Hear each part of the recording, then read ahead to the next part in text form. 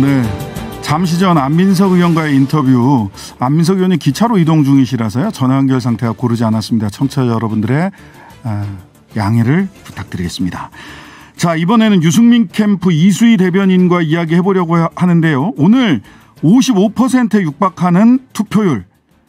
국민의힘 대선 후보 당원 투표율이 55%에 육박했습니다. 각 후보별로 이 투표율을 어떻게 받아들이고 있고 마지막 변수를 무엇으로 보고 있는지 각 캠프별로 연결해서 들어보고 있습니다. 오늘은 유승민 캠프의 이수희 대변인과 이야기 나눠보도록 하겠습니다. 안녕하세요. 예, 안녕하십니까. 네네.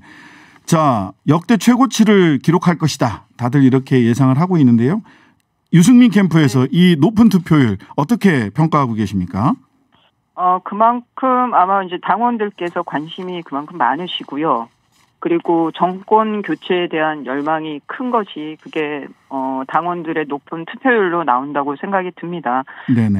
지금 70%로 제일 높았던 때가 2007년에 이명박 후보하고 박근혜 후보하고 붙었던 당시에는 체육관 전당대회에서 동원하는 것도 많았고 그런데 지금 같은 경우에는 이제 코로나도 있지만 K보팅이라고 그래서 집에서 이제 그 투표를 할 수가 있잖아요. 네네, 그렇습니다. 이런 그런 좀 기술적인 변화도 있고 하는 게 이런 투표에도 영향을 미친 것 같습니다. 높은 투표율에. 네, 이 높은 투표율이 유승민 후보에게는 득이 됩니까? 독이 됩니까?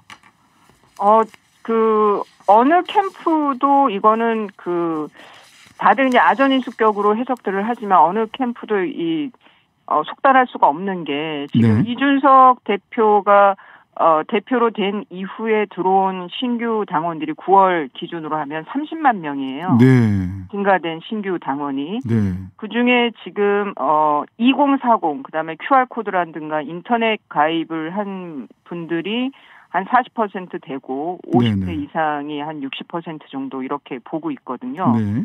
그렇다 그러면 오늘 같은 경우에는 문자를 받아서 URL에 연결을 해서 투표를 하는 거기 때문에 네. 아마 어르신들 표보다는 젊은 층 투표율이 더 높았다고 봐야 되는 거 아닌가. 네.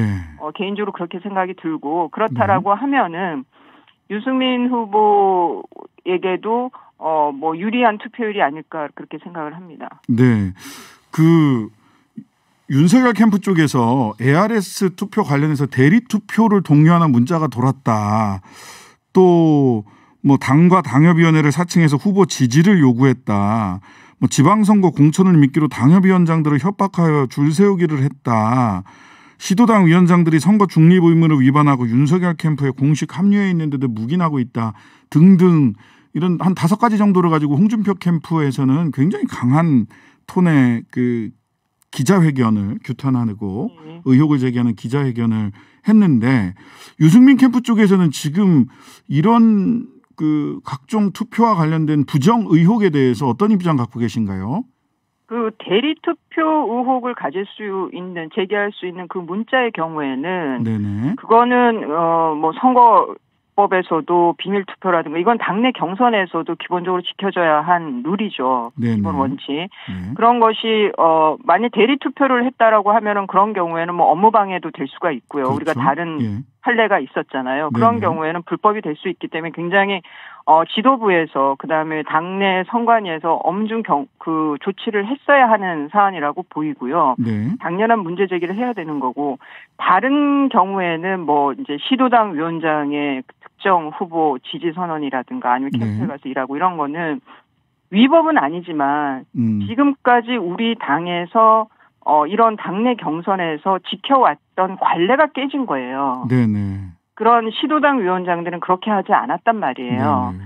그런데 이제 그런 것을 정치 신인 후보가 정치 혁신을 또 얘기하는 후보가 그리고 토론회에서 정치 수준이 지금 선배님들 때문에 정치 수준이 이렇다라고 그렇게 신란하신 분 캠프에서 이런 구태 정치의 모습을 보인다는 것은 비판을 받을 만한 사유라고 생각이 듭니다. 네.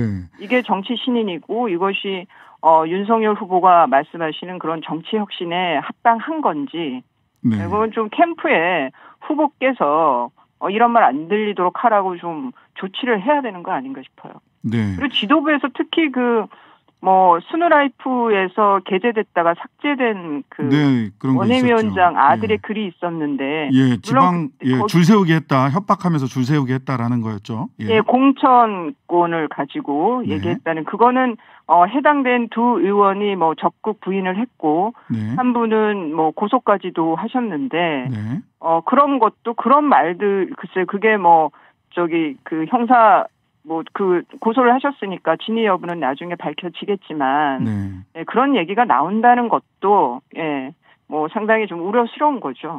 사실 이런 답답함이 있는 것 같습니다. 유승민 후보를 지지하시는 분들이 가지고 있는 답답함은, 토론을 하시는 걸 이렇게 쭉 보면 최근에는 윤석열 후보에 대해서 반려견과 식용견 이야기라든지, 즉 굉장히 뼈아픈 질문과 토론 속에서 유승민 후보가 윤석열 후보나 홍준표 후보를 굉장히 당황하게 하거나 또 이렇게 약점을 잘 파고드는 이런 토론을 하셨는데, 그 토론에서의 활약만큼 특히 영남권에서 여전히 지지율이 그런 토론에서의 활약만큼 높아지고 있지 않은 것 아니냐. 이 부분을 어떻게 극복해야 될 텐데, 이 부분에 대한 보관이 있으신가요? 가장 이제 유승민 후보 본인도 말씀을 하시지만, 당심이 제일 문제예요. 그렇죠. 당심이 이제 약점인 것이 지금 제일 문제점인데, 이번에는 우리가 2040 이준석 대표 이후에 들어온 젊은 당원들의 경우에 어떤 선택을 할지, 그거를 뚜껑이 열린 후에 봐야 될 것 같습니다. 그리고 또 하나는 이제 이번 여론조사에서 뭔가 좀 비투 위주로 가다 보니까, 유승민 후보 참 똑똑하고 준비 많이 했고, 공약도, 구체적이고, 참 일을 잘할 것 같다. 그런데 혹시 사표가 되지 않을까라고 걱정하시는 분들도 있는 것 같아요. 그렇죠. 이제 그런 분들에게 말씀드리는 거는, 자신감을 갖고 유승민을 찍으면 유승민이 된다. 근데 이게, 그런 말씀들을 많이 하시죠. 후보 자질이나 능력이나, 특히 이제 이재명 후보 같은 경우에는 본인에게 불리한 질문이 나오면 굉장히 핵심을 피해가면서 이렇게 장황하게 막 늘어지게 말하는 그런, 화술을 갖고 계시더라고요. 그런 후보하고 맞닥뜨렸을 때, 지금의 홍준표 후보나 윤석열 후보식의 그런 콘텐츠 정도로, 그런 토론 방식으로 이겨낼 수 있겠느냐. 보셨겠지만 당내 경선에서 좀 약하게 했지만 이재명 후보를 만났을 때 유승민 후보야말로 이제 복싱으로 치면 정말 로프까지 끌고 들어가면서 집요하게 이재명 후보의 공약의 약점이라든가 도덕성이라든가 그런 거에 대해서 정말 독하게 집요하게 공격할 수 있는 유일한 후보라고 생각을 합니다. 그래서 좀 우리 당원들께서 민심을 쫓아가는 그런 선택을 해 주십사 다시 한번 이제 당부를 드립니다. 토론 중에서 제가 좀 인상 깊게 봤던 부분이 서로 이렇게 벽 보고 이야기하나 싶은 생각이 들 정도로 소위 반도체 관련된 공장을 영남과 호남 중간에 짓겠다라고 했더니 관련해서 전기는 어떻게 끌어올 거냐 뭐 하냐 하고 이제 윤석열 후보 측에서 공격을 했단 말이죠. 이 부분은 서로 뭔가 이렇게 코드가 안 맞는다, 서로 다른 얘기를 하고 있다라는 느낌을 많이 받았는데, 그 부분에 대해서 또 한편으로는 중간에 입지를 분명하게 하지 않는 게 정치적 수사 아니냐라는 비판도 있습니다. 이 부분은 좀 정리해서 좀 말씀해 주시면 말씀해 주셨으면 싶은데요. 그러니까 남부의 반도체 공업단지 얘기는 공약은 이제 영호남이라고 말씀을 드렸고요. 근데 공약을 하는데 이제 입지나 그런 거는 이제 타당성 조사나 이런 걸 하면은 여러 후보지 중에 하나가 선정되지 않겠습니까?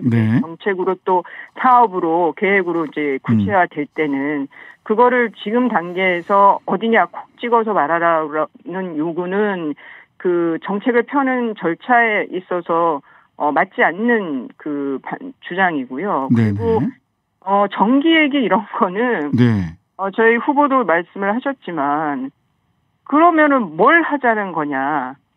그러면은 그러니까 우선은 시각 자체가 이거는 어찌 보면은 좀 그 시쳇말로 억가라고 그러는 거 있잖아요. 억지로 깐다. 억가. 그런 것 같아요. 억지로 까는 뭐 좋은 공약이라고 생각해서 그런 것 같은데 그러면은 홍준표 후보처럼 아이고 좋습니다. 그거 제가 뭐 대통령 되면 하겠습니다. 그렇게라고 그냥 넘어가시든지 하시지. 굳이 그렇게 억가를 하셔야 되나. 그리고 그런 것이 윤석열 후보에게 득이 되겠나 싶어요. 그런 소극적이고 그런 시각으로. 그게 어찌 보면은 좀 글쎄요. 그런 시각으로 그게 그런 경우에 대통령으로서의 지방 경제를 어떻게 되살리겠다는 건지 뭐 이해가 안 가는 주장입니다. 자, 마지막으로요. 유승민 후보가 국민의힘 대선 후보로 왜 대선 후보로 선출되어야 하는지, 유승민은 이런 큰 장점이 있기 때문에 대선 후보가 되어야 한다라는 호소의 말씀 부탁드리겠습니다. 예, 감사합니다. 지금 보면은 민주당이나 국민의힘이나 그 정당의 강경 지지층은 고정이 되어 있습니다. 중요한 것은 한 40% 정도 되는 중도 무당층들이 누구를 선택하느냐가 내년 본선에서 가름이 될 텐데요. 그렇다 그러면은 중도 확장성을 갖춘 그런 후보만이 본선에서 이길 수 있습니다. 그렇다라고 하면 유승민 후보는 중도 청년 그리고 수도권의 강한 후보입니다. 그래서 집, 밥, 꿈을 얘기하는 유승민 후보만이 본선에서의 승리를 장담할 수 있는 후보라고 생각합니다. 꼭 지지 부탁드립니다. 네, 지금까지 유승민 캠프의 이수희 대변인이었습니다. 감사합니다. 예, 감사합니다. 네.